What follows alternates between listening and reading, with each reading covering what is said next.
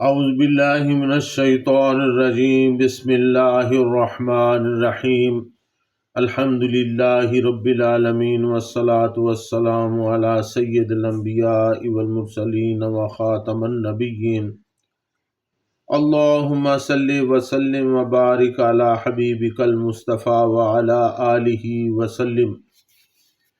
معزز ناظرین، السلام علیکم ورحمۃ اللہ وبرکاتہ۔ جاذب پبلیکیشنز میں خوش آمدید۔ میں محمد سعید جاذب آپ کی خدمت میں حاضر ہوں۔ تعلیم القرآن کا سلسلہ جاری ہے اور میں آپ کی خدمت میں سورۃ الاعراف کی تفصیلات و تشریحات پیش کر رہا ہوں۔ آج کی نشست میں سورۃ الاعراف کی آیت نمبر 85 شامل ہے۔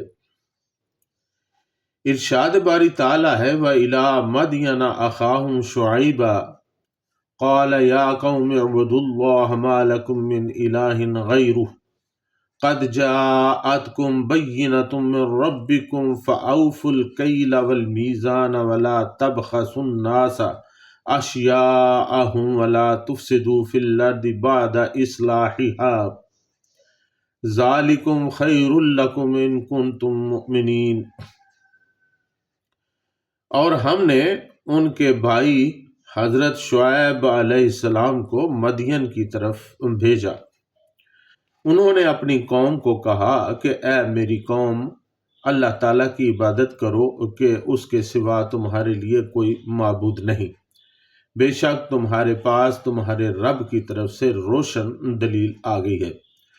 پس تم ناپ اور تول کو پورا کرو اور لوگوں کو ان کی چیزیں گھٹا کر نہ دو، اور زمین کے اندر اس کی اصلاح ہو جانے کے بعد فساد برپا نہ کرو۔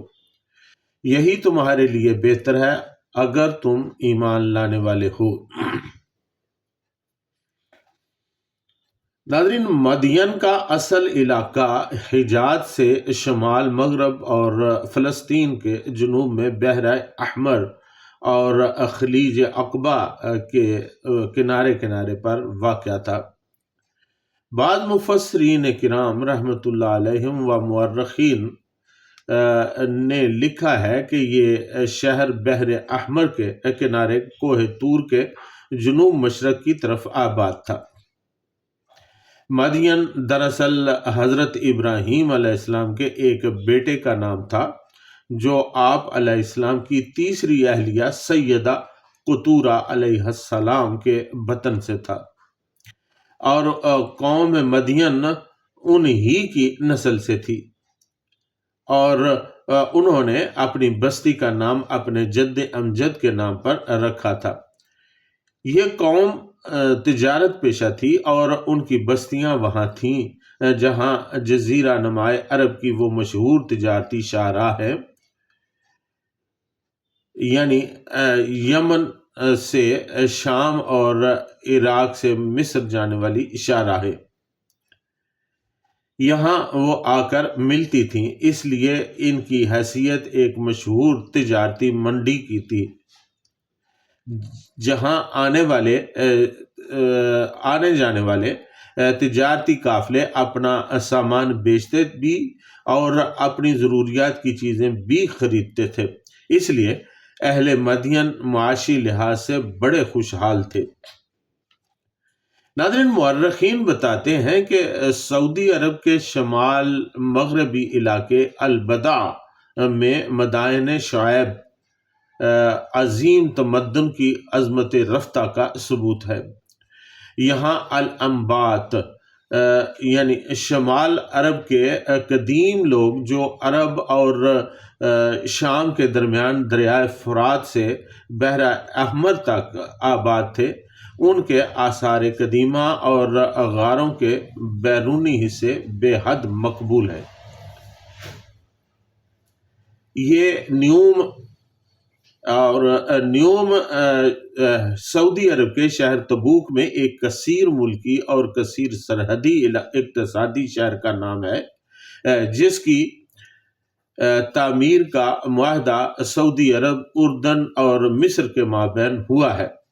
اس کے تحت تبوک کے علاقے میں پائے جانے والے اہم اور نمایاں ترین تاریخی مقامات ہیں۔ یونانی مورخین نے اسے سبز نخلستان کا نام بھی دیا ہے۔ ناظرین، مدائن شعیب کی تاریخ ہزاروں برس پرانی ہے۔ تواریخ کے مطابق یہ زمانہ غالباً 2000 سال قبل مسیح کا تھا۔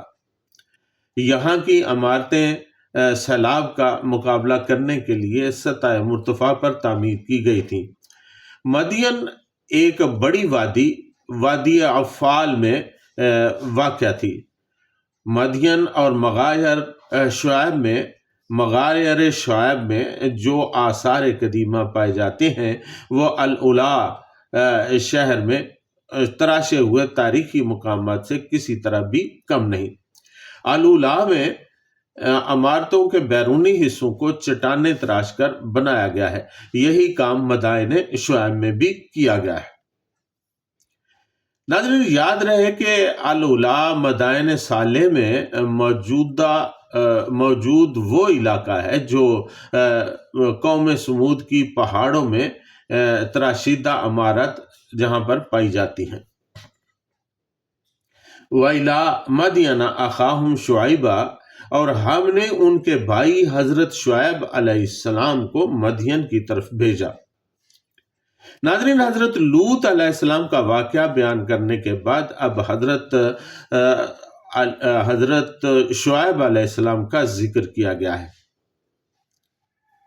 قرآن مجید میں اکثر مقامات پر جہاں کہیں بھی حضرت لوط علیہ السلام کا ذکر آیا ہے وہیں پر حضرت شعیب علیہ السلام کا ذکر بھی کیا گیا ہے۔ سورۃ الاعراف کے علاوہ سورہ ہود، سورہ الحجر اور سورۃ الشعراء میں آپ علیہ السلام کا ذکر موجود ہے۔ حضرت شعیب علیہ السلام مدین کی اولاد میں سے تھے۔ اس طرح آپ علیہ السلام کا نسب نامہ سیدہ قطورہ علیہ السلام کے توسط سے حضرت ابراہیم علیہ السلام سے جا ملتا ہے۔ پارہ نمبر 12 سورہ ہود آیت نمبر 91 میں حضرت شعیب علیہ السلام کے بارے میں ہے کہ ان کی قوم نے کہا، اِنَّا لَنَرَاكَ فِينَا ضَعِيفًا، ہم تجھے اپنی قوم میں ضعیف پاتے ہیں۔ ناظرین، حضرت سفیان ثوری رحمۃ اللہ علیہ فرماتے ہیں کہ حضرت شعیب علیہ السلام کی بینائی کمزور تھی۔ حضرت ابن اسحاق رحمۃ اللہ علیہ نے بیان کیا ہے کہ رسول اللہ صلی اللہ تعالی علیہ وآلہ وسلم کا ارشاد ہے کہ حضرت شعیب علیہ السلام خطیب الانبیاء تھے، یعنی وہ انبیاء میں بڑے درجے کے خطیب تھے۔ اللہ تعالیٰ نے آپ علیہ السلام کو اہل مدین کی طرف مبعوث فرمایا تھا، اور مدین والوں کو اصحاب الایکا بھی کہا جاتا ہے، اور عربی زبان میں ایکا کے معنی درختوں کا جھنڈ کے ہوتے ہیں۔ یہ لوگ اللہ تعالیٰ کے نافرمان اور ناپ تول میں کمی کرتے اور لوگوں کے اموال کو دھوکہ بازی سے لے لیتے تھے۔ قال یا قوم اعبدوا اللہ ما لکم من الہ غیرہ، انہوں نے اپنی قوم کو کہا کہ اے میری قوم، اللہ تعالیٰ کی عبادت کرو کہ اس کے سوا تمہارے لیے کوئی معبود نہیں۔ ناظرین، اللہ تعالیٰ نے اس قوم کو فراخی رزق کے ساتھ ساتھ ڈھیل بھی دے رکھی تھی، اس کے باوجود وہ توحید کو بھول چکے تھے۔ حضرت شعیب علیہ السلام نے انہیں اللہ تعالیٰ کا پیغام پہنچایا اور اس کی وحدانیت کی طرف بلایا اور اس کی خرابیوں کی طرف اشارہ کرتے ہوئے فرمایا، قد جاءتکم بینۃ من ربکم فاوفوا الکیل والمیزان ولا تبخسوا الناس اشیاءہم، بے شک تمہارے پاس تمہارے رب کی طرف سے روشن دلیل آ گئی ہے، پس تم ناپ اور تول کو پورا کرو اور لوگوں کو ان کی چیزیں گھٹا کر نہ دو۔ اسی طرح پارہ نمبر 12 سورہ ہود آیت نمبر 84 میں ارشاد باری تعالیٰ ہے، قال یا قوم اعبدوا اللہ ما لکم من الہ غیرہ ولا تنقصوا المکیال والمیزان انی اراکم بخیر وانی اخاف علیکم عذاب یوم محیط۔ فرمایا، اے میری قوم، اللہ تعالیٰ کی عبادت کرو کہ اس کے سوا تمہارا کوئی معبود نہیں، اور تم پیمانہ بھرنے اور تولنے میں کمی نہ کیا کرو۔ میں تمہیں آسودہ حالت میں دیکھتا ہوں، اور تم میں ہر ایک کو ایسے دن کے عذاب سے ڈراتا ہوں جو ہر قسم کے عذاب کا جامع ہوگا۔ یعنی حضرت شعیب علیہ السلام نے سب سے پہلے انہیں یہ سمجھایا کہ اللہ تعالیٰ ایک ہی ہے اور اس کے سوا کوئی معبود نہیں ہو سکتا، اس لیے اس کے سوا کسی اور کی پرستش کرنا نادانی ہے۔ اور دوسری خرابی جو ان میں جڑ پکڑ چکی تھی یہ تھی کہ وہ ایک تاجر پیشہ قوم ہونے کے باعث لین دین میں دھوکہ اور فریب سے باز نہیں آتے تھے۔ ان کی زندگی کا مقصد زیادہ دولت کماؤ بن کر رہ گیا تھا۔ اس مقصد کو حاصل کرنے کے لیے وہ کسی بڑی سے بڑی بے ایمانی اور فریب کاری کو جائز سمجھتے تھے۔ کم تولنا، کم ناپنا، نیز دوسرے لوگوں سے کوئی چیز خریدتے وقت ان کی سادگی سے فائدہ اٹھا کر اس کی قیمت کم دینا ان کے نزدیک ہرگز معیوب نہ تھا۔ حضرت شعیب علیہ السلام نے ان سے بھی ان کو روکا۔ ناظرین، موجودہ دور میں یہ دونوں بیماریاں ہمارے معاشرہ میں بے حد و بے حساب موجود ہیں۔ کوئی بھی کاروباری، خواہ وہ بڑا بزنس مین ہو یا چھوٹا دکاندار یا پھر کوئی ریڑھی بان ہی کیوں نہ ہو، سب کے سب اسی بے ایمانی کے مرتکب نظر آتے ہیں۔ دیکھا گیا ہے کہ کپڑا بیچنے والا دکاندار جب کپڑا خریدتا ہے تو میٹروں کے حساب سے اس کی قیمت ادا کرتا ہے، جبکہ بیچتے وقت گزوں کے حساب سے قیمت وصول کی جاتی ہے۔ سبزی یا فروٹ بیچنے والے ریڑھی بان اور دکاندار جب منڈیوں سے سودا خریدتے ہیں تو اس کی قیمت ڈھیریوں کے حساب سے ادا کرتے ہیں، جبکہ فروخت کرتے وقت قدرے اچھی اور خراب چیز الگ الگ کر کے اس کی قیمت الگ الگ لگاتے ہیں، اور پھر یہ کہ گاہک سے اچھی چیز کی قیمت لے کر خراب چیز دے دیتے ہیں۔ یہی نہیں، وہ تول میں بھی بے ایمانی کے مرتکب ہوتے ہیں۔ یہ چیز ہمارے معاشرہ میں عام ہے اور جڑ پکڑ چکی ہے۔ بڑی بات یہ ہے کہ اس طرح کی بے ایمانی کرنے والے اس کو بے ایمانی سمجھتے ہی نہیں، بلکہ ایسا کر کے وہ اپنے آپ کو بہت بڑا چالاک، ہوشیار اور عقل مند بزنس مین تصور کرتے ہیں اور فخر محسوس کرتے ہیں۔ دراصل یہ سب کچھ مال بڑھانے کی ہوس ہے، اور یہی وہ خرابیاں ہیں جو اہل مدین یا اصحاب الایکہ میں پائی جاتی تھی، اور انہی خرابیوں کے باعث اس قوم پر عذاب نازل ہوا۔ آج ہمیں عذاب کا ڈر ہی نہیں رہا۔ یہ تو آقا دو عالم صلی اللہ تعالی علیہ وآلہ وسلم کی رحمت للعالمین ہی ہے جس کی وجہ سے ہم پر عذاب نازل نہیں ہوتا، ورنہ ہماری برائیاں اتنی ہیں کہ ہر برائی کے نتیجہ میں پچھلی قوموں سے زیادہ عذاب ہم پر نازل ہو سکتا ہے۔ ناظرین، حضرت نافع رضی اللہ تعالیٰ عنہ فرماتے ہیں کہ حضرت عبداللہ بن عمر رضی اللہ تعالیٰ عنہ ایک بیچنے والے کے پاس سے گزرے تو فرمایا، اللہ تعالیٰ سے ڈرو اور ناپ تول پورا کرو، کیونکہ کمی کرنے والوں کو میدان حشر میں کھڑا کیا جائے گا، یہاں تک کہ ان کا پسینہ ان کے کانوں کے نصف تک پہنچ جائے گا۔ ناظرین، حضرت مالک بن دینار رحمۃ اللہ علیہ ارشاد فرماتے ہیں کہ میں ایک مرتبہ اپنے پڑوسی کے پاس گیا تو اس پر موت کے آثار نمایاں تھے۔ اس وقت وہ کہہ رہا تھا، آگ کے دو پہاڑ۔ آپ رحمۃ اللہ علیہ کہتے ہیں کہ میں نے اس سے پوچھا کہ تم کیا کہہ رہے ہو؟ تو اس نے کہا، اے ابو یحییٰ، میرے پاس 2 پیمانے تھے، ایک سے دیتا تھا اور دوسرے سے لیتا تھا۔